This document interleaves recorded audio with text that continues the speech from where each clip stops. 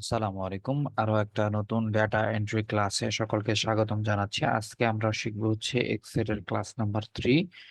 তো এইখানে আজকে আমরা প্রথম যেটা শিখবো সেটা হচ্ছে এক্সেল এর মুভ সেল। এক্সেলে কিভাবে আমরা সেল মুভ করতে পারি সেটা শিখবো। ধরেন এরকম আমার একটা এক্সেল এর শিট দেওয়া আছে, সেখানে আমি নিলাম সিরিয়াল নং একটা কলাম, দেন আমি নিলাম হচ্ছে নেম একটা কলাম, এরপরে আমি নিলাম হচ্ছে মার্কস একটা কলাম। ওকে, আমি এখন একটু চাচ্ছি যে এগুলার একটু নাম্বারিং করতে, ঠিক আছে? ওকে, দেন সিরিয়াল নাম্বার আমি নিয়ে নিলাম 1 থেকে 5 পর্যন্ত নিয়ে নিই, কেমন? 1 থেকে 5। ওকে, এরপরে আমি নাম নিতে চাচ্ছিলাম এ, পরেরটা হবে বি, এরকম এ বি সি আমি 3টা নাম নিয়ে নেব, ঠিক আছে? 5টা নাম নিয়ে নেব। এরপরে মার্কসের কথা যদি বলি, একজন 4, একজন 5। তো এইভাবে আমি চাচ্ছিলাম যে সবারই মার্কসটা আমি নিয়ে নেব, 5টা মার্কস। ওকে, এখন কথা হচ্ছে মুভ সেল মানে বোঝায় আমার একটা সেল থেকে এই টোটাল ভ্যালুগুলোকে অন্য আর একটা ডিফারেন্ট সেলে নিয়ে যায়। এই জন্য আমরা কয়েকটা উপায় অবলম্বন করতে পারি, ঠিক আছে? কিভাবে দেখেন, প্রথমে হচ্ছে আমি টোটালটা সিলেক্ট করব, এরপরে মাউসের রাইট কি ক্লিক করব।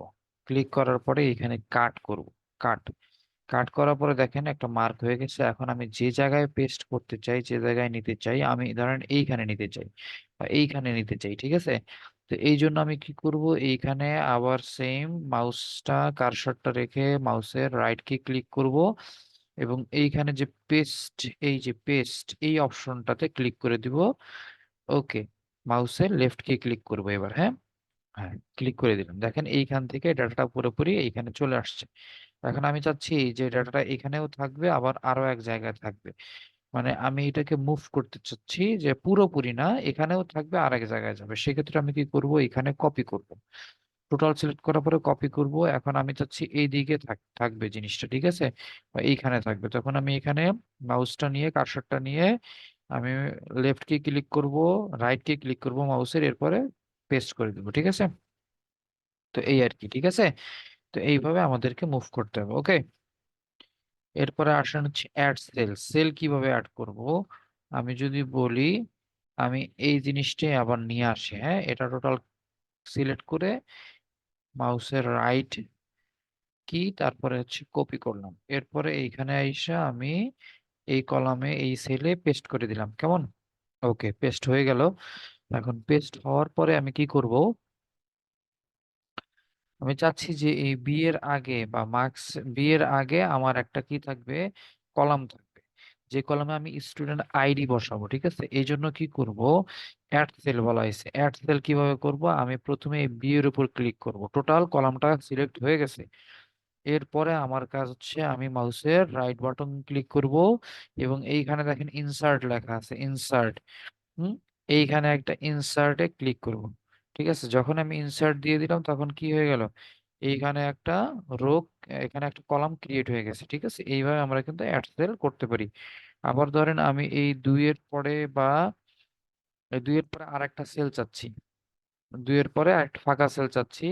তো আমি কি করব, এই জন্য এই 3-এ ক্লিক করব। করার পরে আমি মাউসের রাইট বাটন ক্লিক করব, এরপরে নিচে এসে ইনসার্টে ক্লিক করব। যখন ইনসার্টে ক্লিক করব দেখেন যে এখানে আর একটা রো ক্রিয়েট হয়ে গেছে, নতুন একটা রো, ঠিক আছে? এখানে একটা কলাম, এখানে একটা রো। তো এইভাবে সেলগুলো আপনারা অ্যাড করতে পারবেন, ঠিক আছে? রো অ্যাড করতে পারবেন, কলাম অ্যাড করতে পারবেন।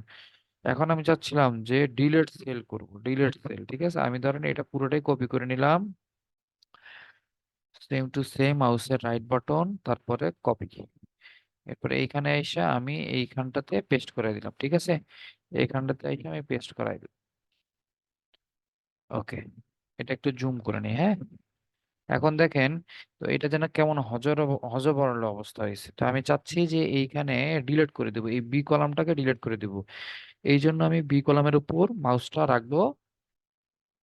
ক্লিক করার পরে আমি হচ্ছে মাউসের রাইট বাটন ক্লিক করব। এরপরে দেখেন নিচের দিকে ডিলিট চলে আসতেছে। এই ডিলিটে ক্লিক করার সাথে সাথে আমার কলামটা ডিলিট হয়ে গেছে। এরপরে রোটা ডিলিট করতে চাইলে মাউসের এ রাইট বাটন, এরপরে আবার এই ডিলিট অপশনে, তাহলে দেখেন আমার আগের মতো হয়ে গেছে, ঠিক আছে?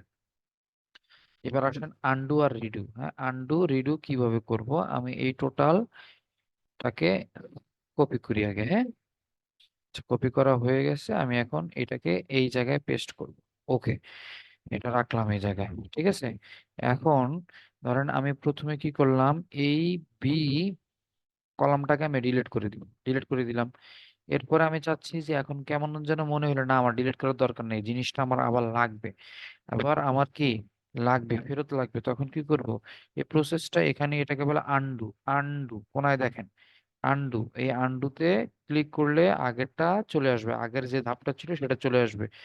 রিডু, রিডু মানে কি আবার নতুন করে করা, আমি যে কাজটা করছিলাম আনডু করে আবার ফেরত আনলাম, এখন চাচ্ছে যে না আমি এটা আসলেই ডিলিট করতে চাই, তখন আমি কি করব, এই রিডুতে ক্লিক করব, একবারে কোনায় রিডু। হ্যাঁ, এই রিডুতে ক্লিক করলাম, দেখেন আবার আগের মতো হয়ে গেছে। এটা আনডু, এটা রিডু, মানে আনডু মানে আগের মতো, রিডু মানে বর্তমান যে অবস্থায় ছিলাম আর কি, ঠিক আছে।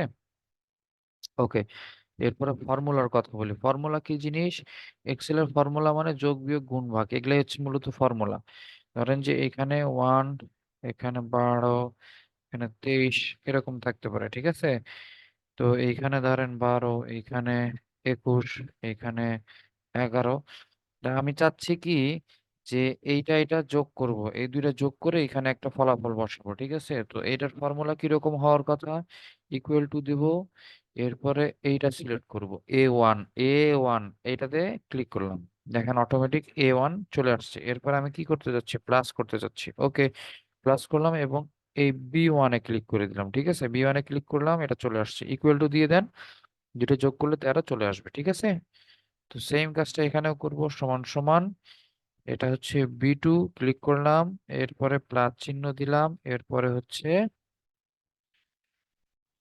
B2 তে ক্লিক করব, A2 যোগ B2। ওকে, এন্টার দিয়ে দিলাম। এইভাবে আমাদেরকে কাজগুলো করতে হবে, এটা হচ্ছে ফর্মুলা। আমি চাইলে কিন্তু এখানে গুণনও করতে পারি, ভাগও করতে পারি। যদি গুণ করতে চাই তাহলে কি করতে হবে, প্রথমে ইকুয়াল সাইন দিয়ে এটা, তারপরে গুণন চিহ্ন দেব, গুণন চিহ্ন, এরপরে হচ্ছে আমার B3 দিয়ে দিলাম। এবার ইন্টার করেন, ইন্টার করলে গুণন চলে আসছে, ঠিক আছে। এগুলা মূলত ফর্মুলা, বা আমরা এখানে লিখতে পারি, যদি সামেশন করতে চাই, এসইউএম সাম, সাম দেওয়ার পরে এখানে আমি কি করতে চাই,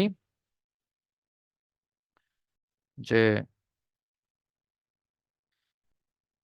এইটা, তারপরে কমা দিলাম, কমা দিয়ে নাম্বার, ঠিক আছে, কমা দিয়ে B1 দিয়ে দিলাম। ওকে, দেখেন যদি আমি সাম ফাংশন ইউজ করি তখন কিন্তু আমার মাঝখানে প্লাস দেওয়া লাগবে না, আর যদি সাম ফাংশন ইউজ না করি তখন কিন্তু আমাকে কি মাঝখানে প্লাস দেওয়া লাগবে, ঠিক আছে। সাম ফাংশন ইউজ করলে মাঝখানে কমা। ওকে, এন্টার করি। আর যদি আমি সাম ফাংশন ইউজ না করি তাহলে মাঝখানে প্লাস দিলেই হয়ে যাবে। আশা করি বুঝতে পেরেছেন, ঠিক আছে। তো এগুলাই মূলত ফর্মুলা। অ্যারিথমেটিক অপারেশন সেম জিনিসই, অ্যারিথমেটিক অপারেশন মানে যোগ বিয়োগ গুণ ভাগ। যোগ বিয়োগ গুণ ভাগ কি জিনিস একটু বোঝানোর চেষ্টা করি। ধরেন এখানে আমি লিখলাম 22, আর এইখানে লিখলাম হচ্ছে 2। তো আমি চাচ্ছি এই দুটো গুণ করব, গুণ করলে কি হয় দেখেন, আমি লিখি এডিশন। অ্যারিথমেটিক ফর্মুলা কি, এডিশন একটা মানে যোগ, সাবট্রাকশন, সাবট্রাকশন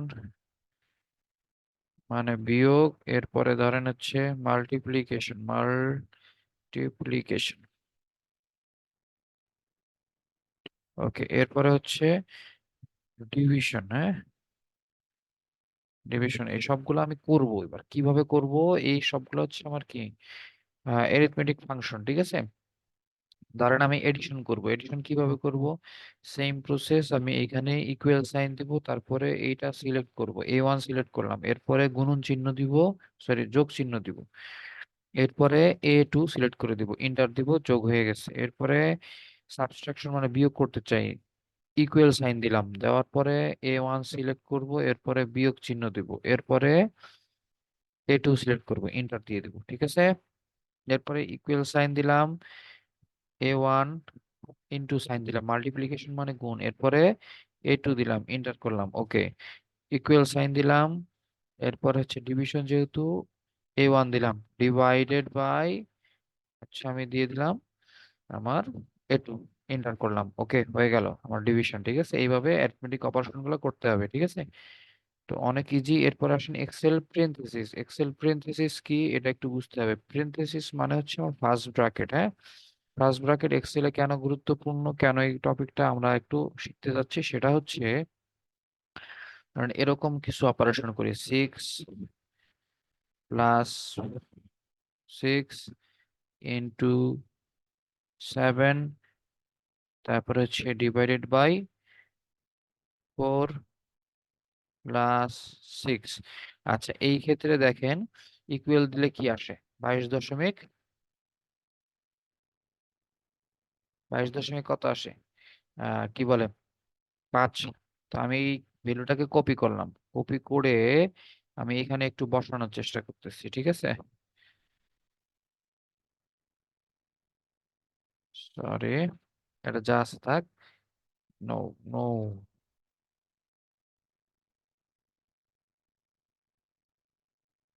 এটা এন্টার করি, যা আছে থাক। ওকে, তো এখানে প্রথমে এরকম ছিল। আচ্ছা, আমি এখানে চাচ্ছি যে এই জিনিসটা একটু পরিবর্তন হয়ে যাবে। হ্যাঁ, ধরেন পরিবর্তনটা হবে কিভাবে?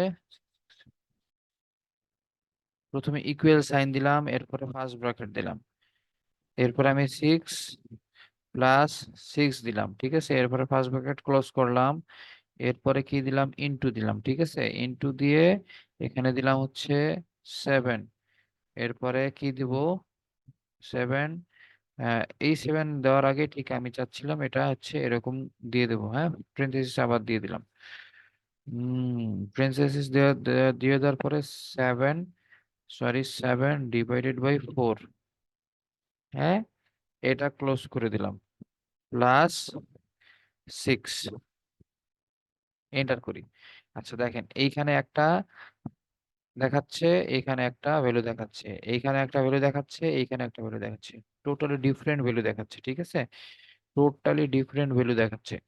তো সেম মান ইউজ করেছি, কিন্তু ব্র্যাকেট থাকার কারণে আমার হচ্ছে কি ভ্যালু গুলা একটু ডিফারেন্ট দেখাচ্ছে। কারণ আমি এইখানে এই ব্র্যাকেটটা উঠাই দিলাম। আমি কি করলাম? এই ব্র্যাকেটটা উঠাই দিই, দিয়ে এইখানে একটা ব্র্যাকেট ইউজ করি। হ্যাঁ,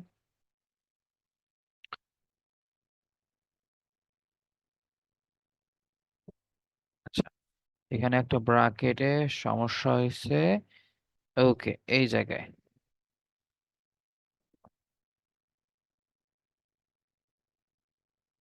হুম, ঠিক আছে। হ্যাঁ, একটু আমি বড় করে দেওয়ার চেষ্টা করি।